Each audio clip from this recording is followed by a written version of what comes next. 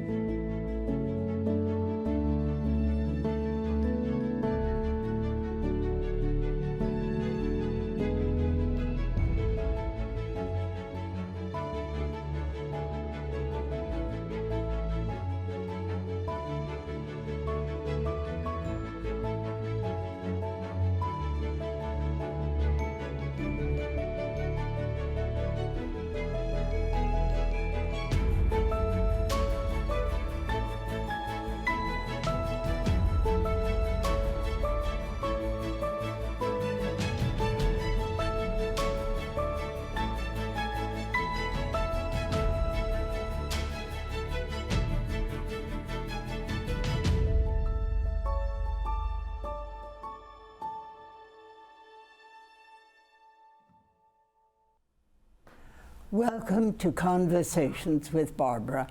I'm Barbara Kanelopoulos, and with me today is David Garrison, who is chair of the Falmouth Affordable Housing Committee.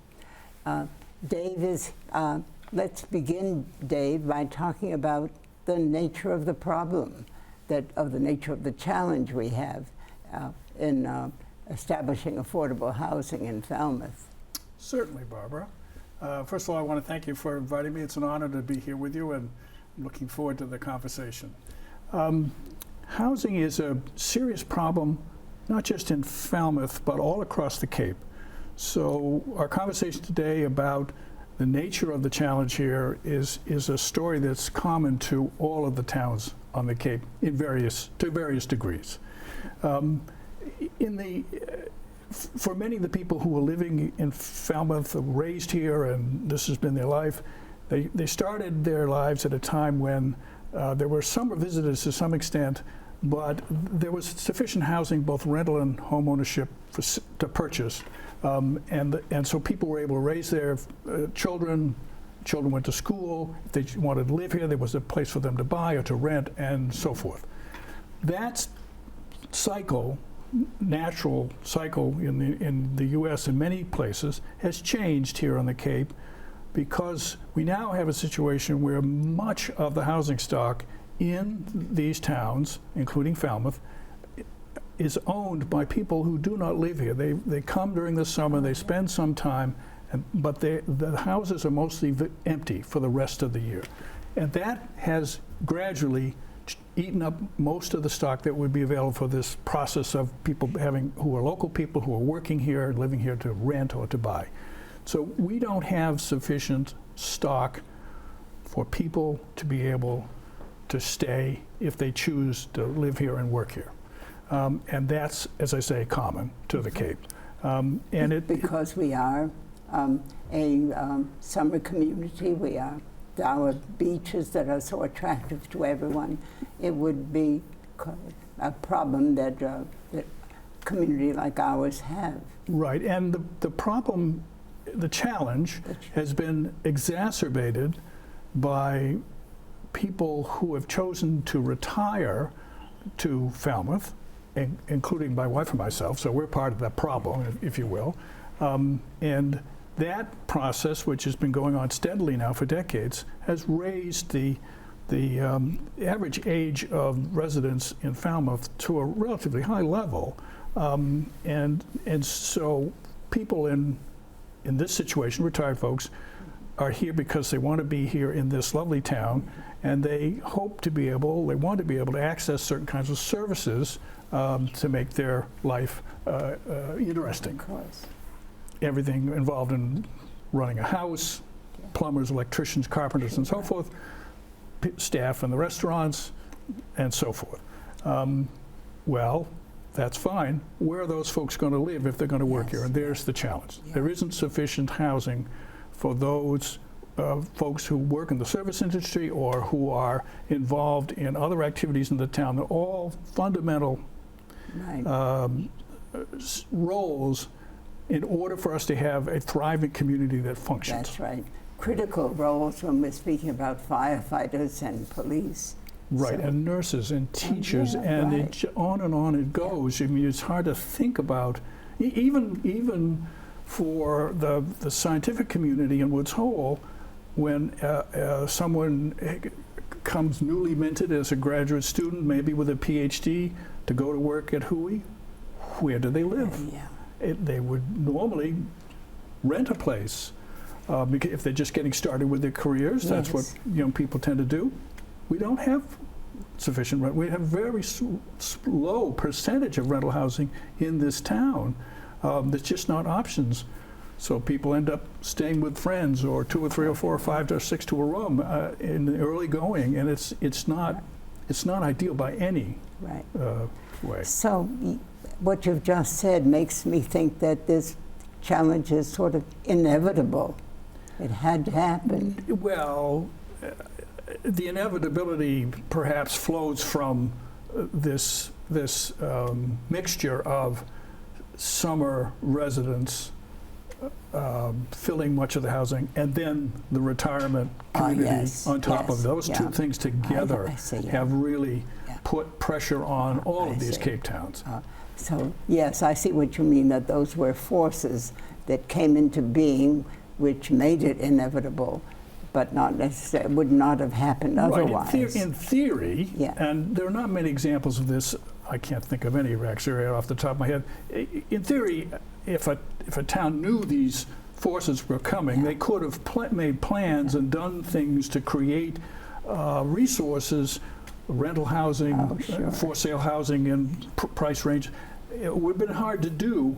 Communities are not structured really to be able to do that Yeah. sort of advanced planning. It's very difficult to do. Most localities like Falmouth are in a more reactive mode. Yes. Problems emerge, and then the municipal leadership attempts to deal with it by adopting programs and activities which will help them deal with whatever that challenge is. I see.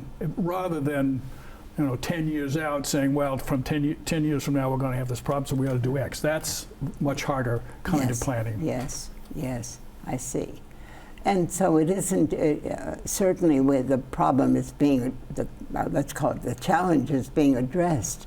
We have at least 5 various organizations and committees that are working on finding solutions. And maybe our viewers may not be familiar with them. They are, as you pointed out, they have different functions, but they're all working toward trying to find solutions to this. Right. Problem. In Falmouth at the moment, we have 4 major institutions that are seeking to deal with different aspects of the housing challenge. If you start at the end of the income band of those who are the least resources, there are 2 organizations at work. One is called Belonging to Each Other, which is focused on people who are essentially homeless and need shelter. Yes. And it's a relatively new organization, very good leadership, and they're beginning to get their pace here now and dealing with this very troubled population. There's then the Falmouth Housing Authority, which is a public housing authority. Similar, most towns and cities have public housing authorities created by state legislation. And their focus is on people whose incomes range, say, from 30% of the area median income up to perhaps 50 or 60%. Lots of seniors are in that category. And so those 2 organizations are in the beginning. And then there's that Falmouth Housing Authority, that's been around for quite a while. Yes, right. And the whole movement that began actually before the Second World War, but in earnest after the Second World War, created these housing authorities all across the country. And I don't know when the Falmouth one began, but it fits this model. Yeah. Then there's the Falmouth Housing Corporation, which is a private nonprofit. They're focused mostly on rental housing, and they're dealing with people with incomes from, say, 50% of area median up to 80% of area median income. And and it's rental housing that they're focused on. And they have a variety of projects here in town, and some of their residents are also seniors. Yeah. And then there's the Falmouth Housing Trust, so that's the fourth organization I'm mentioning. The trust is focused primarily on building new housing and doing it in a way and financing it in a way so that people whose incomes, many of them would be at or below 80% of area median income. Some of the units are sold to people who are at or below 100% of area median income. So they fit that next category. So we have 4 of these organizations in town. And then there are countywide organizations that are also working on housing. And they provide resources as well that are available to be used in the town. So there's a fair amount of activity. Much of it is constrained by resources, though. So we don't have enough resources taken as a whole to be able to do what we need to do. And so there's a struggle for resources all the time in all of these categories. Yes, the trust, I think, is public-private partnership. The funding is... Yes, that's correct. So they're raising money from public sources, including the town. Yeah. And town's a very important player in that process by providing subsidies for those to buy those houses. And then the balance of the money that they need to be able to make each one of these projects work is money raised privately through grants and gifts from private individuals and gifts of property and a whole variety of things. Yeah. Belonging together depends very much on donations. Yes, I believe that's correct. Now, when people hear that there is some money that Falmouth has put aside for affordable housing, they might think that, well, that's plenty, that's a lot, some millions of dollars, but you're saying that it's simply not enough. No, well, first of all, a portion of real estate taxes by state law goes to the Community Preservation Committee, we call the CPC. And those funds are divided up into several categories, one of which is housing. Right. So a portion of our, those of us who are residents in town, our tax money goes through this sequence into that fund. And that goes in every year. So that's one of the sources and one of the ways in which the citizens of the town are putting funds in a place that's available for this purpose. Sometimes there's money available from the federal government. There was recently a large chunk of money that came down federal, state, county, which the town of Falmouth accessed, as did other towns, and something in the range of $4 million came through that process and also went into that same fund. A couple of years ago, the town approved some additional increasing the size of the tax on the hotel-motel transactions. When people rent rooms, a tax is paid. And that increment goes into this housing fund. The town also approved a tax on Airbnb units, and that money goes into this fund. So there are some sources for this thing, but the challenge for the town and for all towns in this situation is that it's very expensive per unit to produce new housing, and whether it's rental or for sale. And so while $1 million may sound like a lot of money, and indeed it is in some situations, when the town is being approached to help subsidize a project, the current per unit subsidy for new construction that the CPC supports is $125,000 per unit. Wow. And so you divide $125,000 into $1 million, and you realize right away that would pay for 8 new units. Yeah. Well, the challenge that the town has is it needs hundreds. Of course. Hundreds. Of course. And so you need many millions in order to be able to get to that over time. It's not something you do in 1 year, but you need to have a steady flow of funds at sufficient size to be able to make progress and to incentivize the private sector, the Yes. developers, to bring projects forward, knowing that there's public subsidy there for the Yes. affordable units in the Yes. project. So Yes. it isn't just having some money, you need enough money and have it coming on a regular basis so that the private sector Yes. can Yes. respond. Yes. What you've just described seems to me to be a very robust effort. And I'm certain that each group they're not competitive, they're collaborative. And I'm sure each group, do you think they are always talking to each other? Yes, they have, as I try to suggest in my description, their missions are complementary side by side. Yeah. They're not in competition with each other. I mean, to some extent, they compete in the private philanthropic community. They're looking yes. for funds from Right. the same sorts of granting Sure. organizations or individuals, but that I don't think is a problem in terms of competition.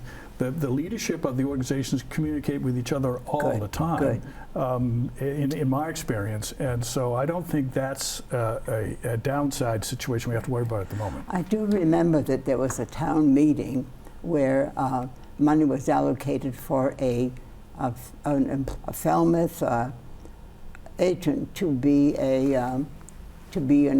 rather overseeing this, a coordinator. I don't know if that. Several years ago, the town meeting approved a proposal from the select board and the town manager to create a housing coordinator position. Yes. That position was created. It is occupied. Oh, it is. The person there, her name is Kim Fish. She's doing a very good job. Oh, yes, Kimberly Fish, right. Of course. And my own instinct is that, that in order for the town to truly come to grips with this challenge, they're going to need to have more than a single staff person doing it. But that's a discussion for another day. Yeah. But it's part of this question that I'm posing as the chair of the committee to everybody, and my colleagues are joining me in this, and that is, if we agree, as I think we do in this town, that this challenge of having enough affordable housing is an existential threat. It really goes to the heart of the community's ability to thrive and be successful in all sorts of ways, economically and socially and so forth. If it's that priority, then we need to put the resources into it to be able to do something about it. That seems to me to flows naturally from an agreement that it's a priority. Now, that makes a great deal of sense. And your committee then particularly advises the select board.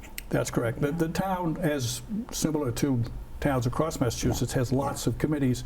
Yeah. Some 30 in Falmouth's case. This is one of the committees. This is our subject matter, and the select board is our client, as it will. We advise them and make recommendations. We make comments on projects that are coming forward that have affordable units in them, so forth. So we have that robust effort. Now let's talk about strategies to make things happen. That's a whole other issue. Right. Well, I mentioned some of the components already, at least in passing. For example, in describing the housing trust's work in building new housing, they have their sources. Are the ones that I mentioned, both public and private, and so it goes down the line. There's constant conversation going on amongst the leadership around the Cape, leadership on housing issues, about what additional mechanisms can be brought to the table, programs, for example, other sources of income that can enhance this work. Other parts of the country who are faced with aspects of the same problem are trying things that may or may not be useful here. Some of those are being discussed on the Cape.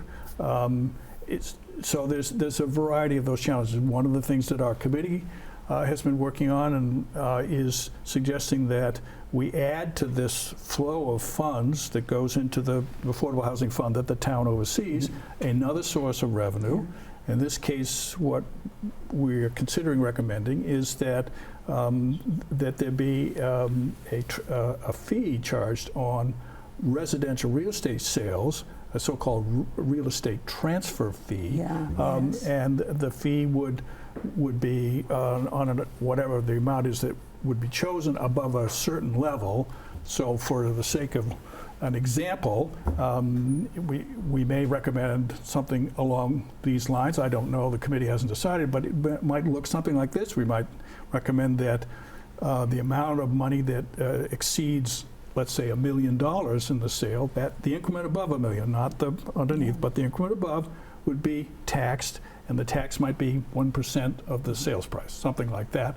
So if you sold a house for $1.2 million, you'd have a $200,000 excess. You apply 1% to that if that's the fee you have, and you have $2,000, and it would be added to the closing sheet along with the variety of other charges, and that fund, those monies would go into the Falmouth Housing Fund. So that's an example of an additional source of revenue. Right. We need to have recurring sources. Recurring sources, right, good, yes, that's very clear. So that there's always plenty of sources there so that we can continue doing this. Right, I'll be a happy camper when we get to the stage that we have plenty. Gosh, right now, yes. I'm focused, as are others, on making sure we have enough. Right, right. So there's the money that's needed, and then there's the issue of the space where Yes, where you're this quite right about that, Barbara. Falmouth is largely a settled community. Most of the land is in some use. There's a very large chunk of the town which is in open space category. The 300 committee has been very successful, along with the town, in identifying parts of the town that are in this status of open space. My own instinct is that we're probably at the stage now where we need to do less of that and more focus on finding places for affordable housing, because I think that's really the key priority for the town. So it is a challenge, particularly because when you're looking for places where you might do a project, you're inevitably looking into the backyards of other neighbors. You're in a conversation there where you have people living around whatever the site is. And so now you're faced with the inevitable discussion about whether the neighbors are supportive of having new people move into the neighborhood, and under what circumstances, and what sorts of employment situations are they in, and so forth and so on. And so there's a natural resistance in our country generally. It's not specific to Falmouth to change, especially at the neighborhood level. And it takes a fair amount of work to help people understand that it's in everybody's interest, including their own interest, to have these new people join us in Falmouth so that they can live and work in our town and help us keep this marvelous place running. Are there some common misunderstandings that stand in the way that have somehow gained traction that really, on analysis, do not really stand up Yes, to and reason? it's there's a not in my backyard response, NIMBY, is the reference point there, which is common in these discussions, and it occurs not only because people are suspicious of change, but also because there's a tendency to think that a project that has this phrase we've been using of affordable housing will somehow or another bring people into the neighborhood who are not going to be good neighbors in various ways. Now, this fear, which often is presented, is mostly groundless, especially in the context of these units we're talking about here that fit into the target groups of the Falmouth Housing Corporation and the Falmouth Housing Trust. We're talking about rental charges for people who are 80% of median, area median income, or are buying a house and their salaries and so forth have them below 80% of median. These are people who are teachers and nurses and people who work for the town and carpenters and electricians, and so these are our neighbors. These are people we want to have in the town, in our neighborhoods. They don't inherently bring problems as such. There's no data to support that idea, but this reaction that people have is important. Now, the other thing I would say, because it is important, wastewater management, the quality of the water, the quality of the water in the aquifer, the way in which we relate to our aquifer, how much we use of it, all of those are important issues, especially as you're talking about adding units, right? So the more you add units of whichever kind, you then have to address that issue. And so I don't want to suggest that's not an important matter. It is. But on the question of who these neighbors are and whether they're going to be a problem, I'm convinced that that is not what we're talking about for most of these projects. It just, Habitat for Humanities is another organization. They have 10 new houses built on Willett Way in East Falmouth, and the moms with their kids are there, and you talk to them, and they're terrific people, and the moms are all working, and the kids are going to school, and it's what we need in Falmouth. It's not doesn't present a problem. I think it's an asset for us, and we ought to encourage it. One would hope that some of that prejudice might disappear with the terminology workforce housing, not affordable. Right, you're quite right about that, and words matter, as you know, better than most of us. So, yes, and there are some folks, when they hear this term that we've been using of affordable housing, they all of a sudden think, well, it's public housing. These are very poor people with very few resources. Yes. So but I mean, there are poor people in this equation, and they need to be helped. But that's not.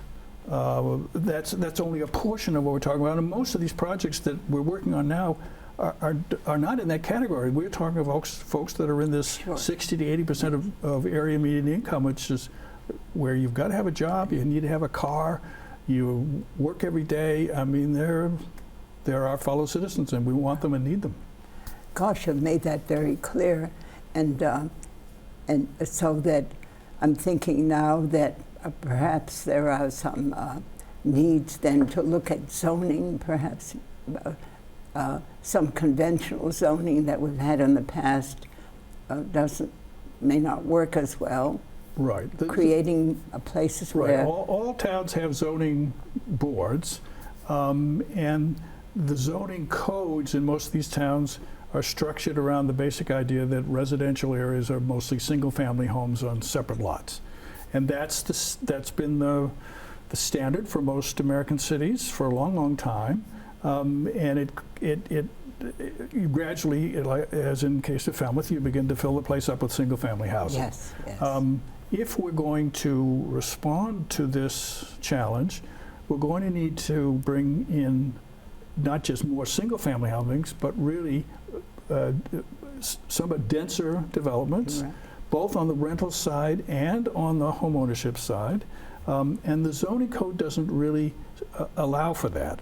Now, the state has created a program which allows developers to bring projects forward which can have greater density if they include a percentage of units that are affordable. And so there is a process, it's called 40B, which is the section number in the state statute. And so a number of projects come through in that status. And those proposals are overseen by the state. So they're not state projects, but the way in which the town handles the zoning review is overseen by the state, and if the state feels that the town is being unreasonable in its zoning requirements, in the case of these 40B projects, the state can intervene and allow the project to go ahead. And so there's a fair amount of tension there between the state and the locality as to how these projects are handled, and they certainly are controversial at the local level, often controversial. So it's the zoning system in our state and across the country is not really well structured to enhance the sort of change that we're talking about that's needed here, and it's a very hard thing to change. Recently, the town several years ago adopted a zoning overlay system, which now for the first time allows proposals to come to the city, which would have commercial on the first floor and residential on the second floor. And there are several projects that are being discussed that would do that in the downtown area along Main Street, towards Davis Straits and so forth. They're very hard to do. They're expensive. They have to deal with all of these other issues about wastewater treatment and the rest. But at least we're having a conversation now, whereas before we weren't allowed to do so, really, of having these mixed developments here that are both residential and commercial. Those are the sorts of zoning, different approaches to the zoning process that we need in order to be able to facilitate getting to denser projects, which will help us get to the hundreds of units that we need to help us deal with the challenge. So then we can be hopeful that if those strategies are convincing people that that we need to make some changes, I would think that, and the need is so great that I should think that's a hopeful sign that we're seeing here. Yes, but I think it's important for viewers to understand that this problem is multifaceted. We have all of these different slices of the problem with folks at different income levels, and so we need multiple strategies to address the challenge. No one single thing will do the trick. So this zoning overlay will help. We need to extend it further on down. Route 28, this is a subject that the town meeting discussed and decided to hold off on because there wasn't sufficient sewering down there, but in time we will need to be able to do that. We need to have this capacity in a much broader part of town. So it's an iterative process, and there's a lot of community education we need to do to build the support we need to do this. And each project brings its own controversies that are not to be dismissed. They need to be confronted and discussed honestly. Neighbors need to have some level of confidence that the project is going to be well managed. If it's a rental project, for example, there are lots of factors that go into having a successful outcome, and not every project is fully successful because they're difficult to do. But the goal is to increase the supply of rental and homeownership options for people who need to live and work in Falmouth. That's our objective. Given the fact that you have spent some years with the Falmouth Housing Trust and you are now chairing the Falmouth Affordable Housing Committee, I would venture to say that you think that you are hopeful, that you well, I think there are good things to be done here, yes. And I'm the leadership of many of the organizations that we've been touching on, both here in the town and at the regional level, are good people, smart people who bring a lot of talents to the table. So I'm not. I'm hopeful in that sense. I'm not worried about the resource question. I think all of us are in this business, but no. Many of the people that I've come to know since we moved to town in 2014 are honest, hardworking folks who have a good idea about how to move this all forward. Yeah. So we can say that perhaps you are a realist, but at the same time optimistic. Well, yes. Although I will say that, and maybe it's the function of being 80 years old that there's a certain I don't think cynicism is the right term, but there's a sense of realism, as you say, and looking at the nature of this challenge and the ability of the local entities to respond. In order for us to make real progress, we need help from the state in a variety of ways, both regulatory and in financing, in order to be able to do enough stuff. Now, whether the state will be able to provide those sorts of resources, I don't know. The state budget issues are driven by many factors, as you know. So in the next 10 years, if we can add to the stock of the town's affordable housing array of stuff that we need on both rental and home ownership, if we can add several hundred units, 300, we will have made progress. And we won't have solved the problem by any means, but we will be along the pathway we need to go. And there are ways to do that, but it's going to take a lot of work. Right.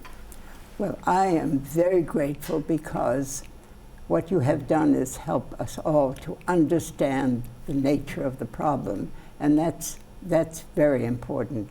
And I want to thank you so much for being here and bringing this kind of clarity to an issue that concerns everybody. Thank you very much. Glad to do it. Thank you for inviting me, Barbara. Right. And viewers, thank you very much for being with us.